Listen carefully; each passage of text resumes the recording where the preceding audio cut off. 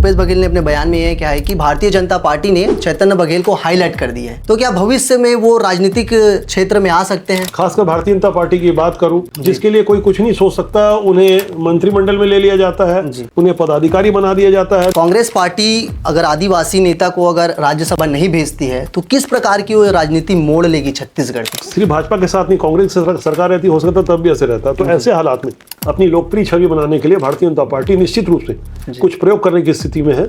कुछ अनएक्सपेक्टेड के लिए जनता थी वो बहुत सवाल खड़े कर रही थी भूपेश सरकार के ऊपर कि उन्होंने जब बाहरी लोगों को सीट दिया था कि क्यों नहीं स्थानीय लोगों को सीट दिया जाए। तो इसका प्रभाव क्या देखने को मिलेगा? अचानक वो हुआ जिसकी उम्मीद नहीं थी। अचानक सरोज पांडे जी का नाम आता है और धर्मलाल कौशिक को मीडिया को सफाई देनी पड़ती है, तो ये थोड़ा सा अजीब सी स्थिति आ गई थी। उसका खामियाजा भाजपा को। अगर आलाकमान ने ये निर्णय लिया कि किसी फिर से जो है अन्य राज्य के व्यक्ति को अगर राज्यसभा सदस्य भेज दिया छत्तीसगढ़ की तरफ से, तो फिर से जो है असमंजस की स्थिति बन जाएगी। या कि एक युवा चेहरे को लाने की बात है, चेतन बघेल को भी राज्यसभा भेजा जा सकता है, तो कोई आश्चर्य नहीं है इसमें। नमस्कार, जय जोहार, जय छत्तीसगढ़। नववर्ष की शुरुआत हो चुकी है और इस नववर्ष की शुरुआत के साथ छत्तीसगढ़ की राजनीति गरमा रही है, क्योंकि आने वाले अप्रैल के महीने में राज्यसभा की 2 सीटें खाली होने वाली है। अब आपकी जानकारी के लिए बता दूं कि छत्तीसगढ़ में कुल 5 राज्यसभा सीटें हैं, जिनमें 4 राज्यसभा सीटें कांग्रेस पार्टी के पास है और 1 राज्यसभा सीट जो है भारतीय जनता पार्टी के पास है। और उन सभी राज्यसभा सदस्यों के नाम मैं आपको बता देता हूं। जो कांग्रेस पार्टी की तरफ से जो राज्यसभा सदस्य है उनमें फूलोदेवी नेताम, केटीएस तुलसी, रंजीत रंजन, राजीव शुक्ला और भारतीय जनता पार्टी के तरफ से देवेंद्र प्रताप सिंह, ये जो राज्यसभा सदस्य हैं अभी वर्तमान में। लेकिन अप्रैल के महीने में वो 2 सदस्य जिनका कार्यकाल पूरा होने वाला है, उनमें फूलोदेवी नेताम, केटीएस तुलसी, इनका जो कार्यकाल है वो अप्रैल के महीने में खत्म हो जाएगा। लेकिन जब से राजनीतिक गलियारों में इसकी चर्चा हुई है, दोनों पार्टी के नेता अपने शीर्ष नेतृत्व से जुड़ने का प्रयास कर रहे हैं, संपर्क करने का प्रयास कर रहे हैं। ये जो 2 राज्यसभा सीटें होंगी वो आने वाली छत्तीसगढ़ की राजनीति को तय करेंगी कि किस प्रकार जो है राजनीति का प्रवाह बना रहेगा। उसके लिए हमारे साथ विश्लेषक के रूप में राष्ट्रबोध के वरिष्ठ पत्रकार पवन केसवानी जी हैं, जो कि छत्तीसगढ़ राजनीति की अच्छी समझ रखते हैं। सर, स्वागत है हमारा छत्तीस टीवी चैनल में। और आपका परिचय देने की जरूरत नहीं, सब लोग आपको जानते ही हैं। और बहुत महत्वपूर्ण सवाल, अप्रैल के महीने में छत्तीसगढ़ राज्यसभा की 2 सीटें खाली होने वाली हैं और उन सभी की चर्चाएं भी राजनीतिक गलियारों में बनी हुई हैं। क्या लगता है कि आपके अनुसार किसे राज्यसभा जो सीट है जो कांग्रेस पार्टी और बीजेपी पार्टी भेज सकती है राज्यसभा? देखिए, जो बदले हुए हालात हैं और जो राजनीति का जो नया दौर है, ये प्रयोगधर्मी राजनीति का दौर है। यहाँ कुछ भी प्रेडिक्शन लगा पाना बिल्कुल संभव नहीं है, क्योंकि यहाँ खासकर भारतीय जनता पार्टी की बात करूं, जिसके लिए कोई कुछ नहीं सोच सकता, उन्हें मंत्रिमंडल में ले लिया जाता है, उन्हें पदाधिकारी बना दिया जाता है। नितिन नवीन जैसा एक युवा चेहरा जो राष्ट्रीय कार्यकारी अध्यक्ष बनाए गए हैं, वैसे ही कांग्रेस भी, इसमें कांग्रेस के ऊपर दबाव है कि वो आदिवासी चेहरे को आगे लेके आए, क्योंकि भारतीय जनता पार्टी ने पहले ही एक आदिवासी मुख्यमंत्री दे दिया है। तो जातिगत समीकरणों को और स्थानीय कारणों को देखते हुए जिस दौर से कांग्रेस गुजर रही है, उसके ऊपर भी दबाव है कि यहाँ कुछ नए प्रयोग किए जाएं। ये बहुत बदले हुए हालात हैं, इसलिए प्रेडिक्शन लगा पाना बहुत मुश्किल है। जी केसवानी जी, जब से छत्तीसगढ़ राज्य बना है तो कांग्रेस पार्टी में कुल 9 लोगों में से 4 लोग जो है बाहर के थे, और अभी वर्तमान में बात करें तो 3 लोग जो है अभी भी बाहरी राज्य के लोग हैं जो राज्यसभा में बैठे हुए हैं छत्तीसगढ़ की तरफ से, जिनको लेकर जो जनता थी वो बहुत सवाल खड़े कर रही थी भूपेश सरकार के ऊपर कि उन्होंने जब बाहरी लोगों को सीट दिया था कि क्यों नहीं स्थानीय लोगों को सीट दिया जाए। तो इसका प्रभाव क्या देखने को मिलेगा वर्तमान जो राज्यसभा सीट खाली हो रही है उसमें? देखिए, राजनीति में पहले से कहीं ज्यादा जागरूक हो चुकी जनता ये प्रश्न एक स्वाभाविक रूप से खड़ा करती है। आपकी कथनी और करनी में अंतर नहीं होना चाहिए। जो जिस राजनीति के लिए कांग्रेस जानी जाती रही, खास करके जो भीतरी बाहरी का जो मुद्दा था वो कांग्रेस का कोर इशू था। और जब आप इस इशू को लेकर के जब खासकर विधानसभा चुनाव में जा रहे हैं, 2023 के चुनाव में इसे मुद्दा भारतीय जनता पार्टी ने बनाया और यहाँ कांग्रेस असहज हो जाती है। जब भी कोई प्रश्न खड़ा किया जाता है, खास करके भारतीय जनता पार्टी की ओर से, और सोशल मीडिया का दौर है, यूथ काफी पहले से ज्यादा समझदार हो चुका है और राजनीति में इंटरेस्ट लेने लगा, एक अच्छी बात है।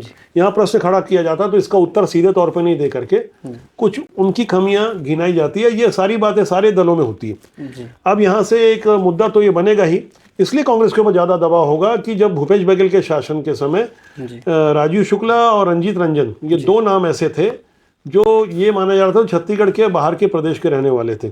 और एक तरफ तो आप कह रहे हैं करके कि हम स्थानीय लोगों को मौका देंगे, और ऐसे समय में अगर आप कुछ अलग करते हैं या ऊपर से आला कमान आपका ये करवाता है तो यहाँ उत्तर देने की स्थिति में नहीं रहते। ये मुद्दा तो बनेगा ही। हमेशा कांग्रेस पार्टी के ऊपर ये आरोप लगते हैं कि हमेशा शीर्ष नेतृत्व के निर्णय को मानती है, और जिस प्रकार से छत्तीसगढ़ की अभी स्थानीय स्थिति बनी हुई है, तो आपको क्या लगता है किसे जो है छत्तीसगढ़ से राज्यसभा भेज सकती है कांग्रेस? मैं जैसे कि पहले बोल चुका हूँ कि ये अनुमान लगाना मुश्किल है। हाँ। कोई मौसम वैज्ञानिक अगर रहता तो पक्का बताता कि बारिश होगी कि धूप होगा, लेकिन यहाँ पे अनुमान इसलिए लगाना मुश्किल है क्योंकि भारतीय जनता पार्टी जिस तरह से प्रयोग कर रही है वहाँ कांग्रेस के ऊपर एक स्वाभाविक सा दबाव है जी कि यहाँ पे वो भी कुछ प्रयोग करे। वैसे दीपक बैज एक चला हुआ नाम है, क्योंकि बस्तर से बनाने की हमारे पास जो इनपुट्स है वो ये है कि वहाँ एक नाम आ सकता है। भारतीय जनता पार्टी को से लता हुसैन एक स्वाभाविक सा नाम है, वो भी युवा है और राष्ट्रीय उपाध्यक्ष हैं। तो ऐसे में कहीं ना कहीं एक मैसेज देने की बात होगी, और भारतीय जनता पार्टी की ओर से बार बार अपने चुनाव में कहा जाता है कि हमने द्रौपदी मुर्मू को राष्ट्रपति बनाया, वो आदिवासी वर्ग से आती है। तो ऐसे में एक संदेश देने की कोशिश होगी, प्रतियोगिता होगी, तू डाल डाल मैं पात पात। जी इसमें नाम और आ रहा था कांग्रेस की तरफ से, कहना चाहूँगा टी.एस. सिंहदेव एक बहुत बड़े नेता भी रह चुके हैं अपने सरकार में, उनका भी नाम सामने आ रहा था कि कांग्रेस इनको भी राज्यसभा भेज सकती है। इन पर क्या कहना चाहेंगे? देखिए, राजनीति में कोई किसी का भी नाम ले सकता है, और खासकर टी.एस. सिंहदेव के बाद एक स्वाभाविक सा नाम है, और टी.एस. सिंहदेव की स्वीकार्यता भी रही। लेकिन कई मौक़ों पर उन्होंने जिस तरह से असहज किया कांग्रेस को, खास करके विधानसभा चुनाव के एन पहले सितंबर का समय था, और वो प्रधानमंत्री नरेंद्र मोदी जी की एक सभा थी। उस सभा में खड़े होकर उन्होंने कहा कि कभी भी कोई केंद्र सरकार हमारे साथ पक्षपात नहीं करती, जबकि पक्षपात के मुद्दे पर ही भूपेश सरकार लड़ रही थी। ऐसे में अपनी ही पार्टी को असहज करना, अपनी सरकार को असहज करना, इसके पहले भी उन्होंने जिस तरह से पंचायत मंत्री के रूप में इस्तीफा देते हुए पीएम आवास के मुद्दे पर बहुत स्ट्रांग पोजीशन पे लाके खड़ा कर दिया था भारतीय जनता पार्टी को। ऐसे 2-3 बड़े कारण हैं जहां से टी.एस. सिंहदेव कहीं ना कहीं कमजोर पड़ते नजर आए थे। अब चूंकि भूपेश बघेल को जिस तरह से राष्ट्रीय महामंत्री बनाया गया है, और एक तुष्टीकरण की यहाँ भी बात आती है कि किस तरह से उनको 5 साल का मौका दिया गया, जबकि कंडीशन रखी गई थी कि 2.5 साल की सरकार बनेगी, और लेकिन टी.एस. सिंहदेव के साथ कुछ नाइंसाफी हुई थी। तो कुछ भी हो सकता है, उनको भेजा भी जा सकता है, या इस तरह से जो अनुमान लगाने की जहां तक बात है वो एक अनुमान में कहे तो कोई जो राजनीतिक विश्लेषक है, भूपेश बघेल का नाम भी सामने आ रहे थे कि उनको भी वो भी दावेदार हैं राज्यसभा। भूपेश बघेल छत्तीसगढ़ की राजनीति को छोड़ना नहीं चाहेंगे। जिस आक्रामक शैली के लिए वो जाने जाते हैं, जो उनकी एक पहचान है, वो छत्तीसगढ़ में ही रहना चाहते हैं, और यही कारण रहा करके कि वो आप देखेंगे लगातार आप जो भी मुद्दे आते हैं मौजूदा भारतीय जनता पार्टी की सरकार को घेरने के लिए, वहां भूपेश बघेल का ही चेहरा रहता है। वो अभी तक वो पोस्टर बॉय बने हुए हैं। जी भारतीय जनता पार्टी की तरफ जाते हैं। भारतीय जनता पार्टी हमेशा अपने निर्णयों में बने रहती है और शीर्ष नेतृत्व की भी बात को रखती है, और इसी के तहत जो है भारतीय जनता पार्टी से जो नाम निकल के सामने आ रहे हैं, कमल चंद्र भंजदेव, बस्तर के राजा, इनको राज्यसभा क्या भेज सकती है भारतीय जनता पार्टी? बिल्कुल, बहुत बढ़िया और एक स्वाभाविक से नाम है। युवा चेहरा है, इन्हें युवा आयोग का अध्यक्ष भी बनाया गया था पहले, और उसके बाद लगातार भारतीय जनता पार्टी को मैसेज देना चाहेगी। तो ये एक छत्तीसगढ़ की राजनीति के लिए ये कहा जाता है कि यहाँ की राजनीति की दशा और दिशा बस्तर से हो करके चलती है, और गेम चेंजर साबित हो सकता है। निश्चित रूप से उनकी स्वीकार्यता है। और रही बात इनके नाम की लेकर के, तो यहाँ मैंने पहले जैसे कहा कि कुछ भी संभव है, कुछ भी संभव है, और भी बहुत सारे नाम निकल के आ रहे हैं। लेकिन सबसे बड़ी बात है कि अभी वर्तमान में कुछ दिन पहले जो है बीजेपी के राष्ट्रीय कार्यकारी अध्यक्ष बनाए गए हैं नितिन नवीन, जो कि छत्तीसगढ़ के बीजेपी प्रभारी भी हैं। उनका हस्तक्षेप इस राज्यसभा सीट को चुनने में क्या हो सकता है? उनका नहीं, स्वाभाविक रूप से उनका सुझाव भी लिया जा सकता है। और जहाँ तक भारतीय जनता पार्टी के अंदर खाने की जो बातों को हम समझते हैं, जो हमारे पास एक मजबूत इनपुट है, और जो हमारे जो सूत्र हैं उनसे एक बात तो क्लियर है कि नए दौर की भारतीय जनता पार्टी में वही होगा जो मोदी और शाह चाहेंगे, क्योंकि ये भारतीय जनता पार्टी के लिए कहा जाता है कि ये व्यक्ति आधारित निर्णय नहीं होते, कोई व्यक्ति नहीं लेता, लेकिन जो परिस्थितियाँ निर्मित हुई है, प्रमुख रणनीतिकार हैं अमित शाह, और जैसा भी वहाँ से होगा वही तय होगा। और नितिन नवीन जो बनाए गए हैं वो ऐसा माना जा रहा है कि उन्हीं की मर्जी से बनाए गए हैं, और हालांकि अभी ऐसा माना जा रहा है कि आने वाले 1 हफ्ते के अंदर, यानी 20 तारीख को, ऐसा एक जो तारीख बताई जा रही थी कि भारतीय जनता पार्टी के रेगुलर जो अध्यक्ष बनाए जाएंगे उनकी भी संभावना है नितिन नवीन जी के लिए। जी। और नितिन नवीन 45 साल के युवा हैं, लगातार 5 बार से चुन करके आए हैं। वहां से एक संदेश देने की कोशिश हुई थी, तो एक अलग अलग तरह की राजनीति चल रही है। यहाँ कुछ भी प्रेडिक्शन लगाना बहुत मुश्किल है। जी। संभावनाओं की बात, आकलन की बात वो हर कोई करता रहता है। जी, चूंकि छत्तीसगढ़ के मुख्यमंत्री एक आदिवासी नेता हैं और भारतीय जनता पार्टी बहुत दावा करती है कि हमने आदिवासी नेता को मुख्यमंत्री बनाया है, उसी को अगर देखा जाए समीकरण बैठाने के लिए, जो भी वर्तमान में भारतीय जनता पार्टी के राष्ट्रीय उपाध्यक्ष सरोज पांडे का नाम भी बहुत निकल के सामने आ रहा है, उनके वो भी जा सकती है, वो भी दावेदार बन सकती है राज्यसभा सीट के। देखिए, एक भारतीय जनता पार्टी ने एक प्रयोग किया था और इतना बड़ा रिस्क उठाया था। मैं आपको तारीख के साथ बताऊंगा कि 23 मार्च 2018 को इनका निर्वाचन हुआ था राज्यसभा के रूप में, वो भी ऐसे हालात में जब 2014 में वो लोकसभा का चुनाव हारी थी। और अचानक विधानसभा चुनाव के पहले, चूंकि जाति आधारित राजनीति का एक विशेष महत्व है छत्तीसगढ़ में, ऐसा माना जा रहा था कि यहाँ से किसी ओबीसी वर्ग के या किसी अनुसूचित जाति या जनजाति वर्ग के व्यक्ति को राज्यसभा भेजा जाएगा, क्योंकि भूषण जांगड़े की सीट तब खाली हुई थी, अनुसूचित जाति वर्ग से वो आते हैं। लेकिन सरोज पांडे का नाम आने से पहले धर्मलाल कौशिक, जो समय के भाजपा के प्रदेश अध्यक्ष थे, उनका नाम तय करते हुए बाकायदा नामांकन फॉर्म भी उनको दिलवाया गया। ये राज्यसभा का नामांकन फॉर्म था, कोई स्कूल का फॉर्म नहीं था। और बाकायदा सोच समझ के आलाकमान ने बोला होगा या शीर्ष नेतृत्व ने बोला होगा। और उस समय जो उनकी पोजीशन थी, डॉक्टर रमन सिंह जी 15 साल के मुख्यमंत्री थे, ऐसा भी नहीं था करके कि उनकी सहमति नहीं थी। सब कुछ होने के बाद अचानक वो हुआ जिसकी उम्मीद नहीं थी। अचानक सरोज पांडे जी का नाम आता है और धर्मलाल कौशिक को मीडिया को सफाई देनी पड़ती है कि मेरे पीए ने गलती से ला दिया। तो ये थोड़ा सा अजीब सी स्थिति आ गई थी, उसका खामियाजा भाजपा को भुगतना पड़ा। और सरोज पांडे जी की जो इमेज बना दी गई थी 2014 में, कुछ बेमित्रा में जो चीज़ें हुई थी वो एक घटना थी, स्थानीय घटना थी, कुछ लोगों की लड़ाई हो गई थी। उसके बाद एक माहौल बनाया गया कि वो स्थानीय लोगों को के साथ सही व्यवहार उन्होंने नहीं किया। इसमें जो भी सच्चाई रही हो, वो इमेज का नुकसान सरोज पांडे 2014 में हुआ। उसके बाद 2018 में भारतीय जनता पार्टी ने सामान्य वर्ग से दे करके सारे राजनीतिक गणित के विपरीत जाकर टिकट दी, उसका खामियाजा भुगतना पड़ा। 15 सीटें आई। तो राजनीति के जो जानकार हैं, जो समीकरणों को समझते हैं, जो आंकड़ों को समझते हैं, जो धरातल पे काम करते हैं, उनको भी अनुमान नहीं था कि अगर 46 का बहुमत है 90 की विधानसभा में, तो हो सकता है भारतीय जनता पार्टी की सरकार नहीं बनती चौथी बार, लेकिन 35 सीटें मिलती, 30 सीटें मिलती, 25 सीटें मिलती, 15 तो नहीं मिलती। अच्छा। जो 15 सीटें भारतीय जनता पार्टी को मिली, उसमें कहीं ना कहीं बड़ा कारण ये माना जा रहा था कि ये दांव उल्टा पड़ गया सरोज पांडे जी को उस समय का राज्यसभा का सांसद बना के एक मैसेज देना। अब चूंकि माहौल बदला हुआ है, सरोज पांडे जी के स्थापित नेता हैं, राष्ट्रीय उपाध्यक्ष है, उन्हें कोरबा से भी टिकट दी गई थी। वो स्थानीय कारणों से जो भी रहा हो वहां से असफल रही और Bharatiya Janata party clean sweep नहीं कर सकी, 11 की 11 लोकसभा जीत सकती थी।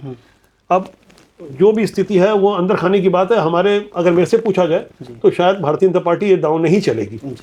आपने कहा कि भारतीय जनता पार्टी जिस प्रकार से अपने निर्णय ले रही है, उसको देखते हुए कांग्रेस में बहुत ज़्यादा दबाव है। तो कांग्रेस पार्टी अगर आदिवासी नेता को अगर राज्यसभा नहीं भेजती है, तो किस प्रकार की वो राजनीति मोड़ लेगी छत्तीसगढ़ में? आपका क्या मत है इस पर? देखिए, कांग्रेस की जो एक इमेज बन चुकी है, वहाँ पे बहुत ज़्यादा फर्क पड़ेगा नहीं, क्योंकि हाल फिलहाल में कोई चुनाव है नहीं और इस तरह से कांग्रेस भी कोई अप्रत्याशित नाम सामने ला सकती है। और जहाँ आप आलाकमान शब्द का इस्तेमाल करते हैं तो वहाँ गांधी परिवार होता है और गांधी परिवार जो निर्णय लेता है वो उनके अपने निर्णय होते जी। अगर आलाकमान ने ये निर्णय लिया कि किसी फिर से जो है अन्य राज्य के व्यक्ति को अगर राज्यसभा सदस्य भेज दिया छत्तीसगढ़ की तरफ से, तो फिर से जो है असमंजस की स्थिति बन जाएगी या कांग्रेस के लिए, तो वो कितना नुकसान पड़ेगा उसके भविष्य की राजनीति के लिए? देखिए, मैं यहाँ थोड़ा सा क्लियर कर दूं, ये चुनाव राज्यसभा के सिर्फ 2 सीटों के लिए छत्तीसगढ़ की नहीं हो रहे, 75 सीटों के लिए हो रहे जी। और सिर्फ छत्तीसगढ़ की 2 सीटें हैं और आने वाले समय में जो चुनाव है विधानसभा के 5 राज्यों के, उसमें केंद्र शासित प्रदेश है पांडिचेरी, और ऐसा करके इसमें भी एक मैसेज जाएगा। और यहाँ जो संख्या बल की बात है और जिस तरह से अधिकांश राज्यों में भारतीय जनता पार्टी की सरकार है, स्वाभाविक रूप से भारतीय जनता पार्टी का पलड़ा बहुत मजबूत है। ऐसे में राष्ट्रीय स्तर पर कांग्रेस अगर कोई आदिवासी को देती है या नहीं देती तो बहुत ज़्यादा फर्क पड़ेगा नहीं, क्योंकि वो जो गांधी परिवार तय करेगा, खासकर राहुल गांधी जिस पोजीशन में है वहां से वही चीजें तय होगी और जो वो चाहेंगे। सूत्रों के हवाले से ये पता चला है कि भारतीय जनता पार्टी है वो जो सीट राज्यसभा सदस्य जो है ओबीसी चेहरे को भेज सकती है या फिर आदिवासी नेता को। तो कौन सा ऐसा समीकरण बैठाएगी जो भारतीय जनता पार्टी, जिससे भारतीय जनता पार्टी का जो भविष्य है छत्तीसगढ़ में और भी बेहतर हो जाएगा? आप क्या सोचते हैं इसके बारे में? देखिए, भारतीय जनता पार्टी अभी मौजूदा हालात में जो सरकार है, जिसकी भी सरकार रहती है, वहाँ से जनता की अपेक्षाएं रहती है, और बहुत ज़्यादा खासकर युवाओं को जो अपेक्षा थी, और कुछ मामलों में सोशल मीडिया में आप देख सकते हैं कि वो थोड़ा सरकार के खिलाफ में युवाओं की राय लगातार सोशल मीडिया में देखने को मिल रही है। ये सिर्फ भाजपा के साथ नहीं, कांग्रेस की सरकार रहती, हो सकता तब भी ऐसे रहता। तो ऐसे हालात में अपनी लोकप्रिय छवि बनाने के लिए भारतीय जनता पार्टी निश्चित रूप से कुछ प्रयोग करने की स्थिति में है। कुछ अनएक्सपेक्टेड के लिए तैयार रहना पड़ेगा। हमेशा अपने निर्णयों से चौंकाती रहती है भारतीय जनता पार्टी। केसवानी जी, जब हम भूपेश बघेल की बात कर रहे हैं तो कुछ दिनों पहले अभी उनका बेटे की रिहाई हुई है रायपुर केंद्रीय जेल से। जब वो छूटे थे तो स्वयं भूपेश बघेल उनको लेने गए थे, उनके ड्राइवर बने थे। पूरे छत्तीसगढ़ की तमाम मीडिया उनको हाईलाइट की थी, और उनका एक बयान अभी वायरल हो रहा है कि उन्होंने कहा है कि भारतीय जनता पार्टी खुद जो है चैतन्य बघेल को हाईलाइट कर रही है। और अभी हमने जब उनका सोशल मीडिया चेक किया तो उन्होंने एक खेत में अपनी एक पोस्ट डाली थी। तो यही सवाल मेरे मन में उमड़ रहा है कि क्या चैतन्य बघेल को भी राज्यसभा भेजा जा सकता है? देखो, खेतों वाली जो फोटो है वो खेतों तक तो ठीक है जी। अगर राज्यसभा की जहाँ तक बात है तो कांग्रेस जिस तरह से कुछ प्रयोग कांग्रेस भी कर रही है, ये आपको जान के थोड़ा आश्चर्य होगा कि 19 अगस्त 2024 को ये गिरफ्तारी होती है देवेंद्र यादव की बलौदा बाजार हिंसा वाले मामले में, जहां से एसपी कलेक्टर कार्यालय में आगजनी हुई थी। और आप देखिए, उसके 11 दिन बाद जेल में रहते हुए उन्हें राष्ट्रीय सचिव बनाया गया था 30 अगस्त को। अब यहाँ से एक कांग्रेस का एक संदेश था कि हम देवेंद्र यादव के साथ खड़े, जिस तरह की राजनीति हो रही है।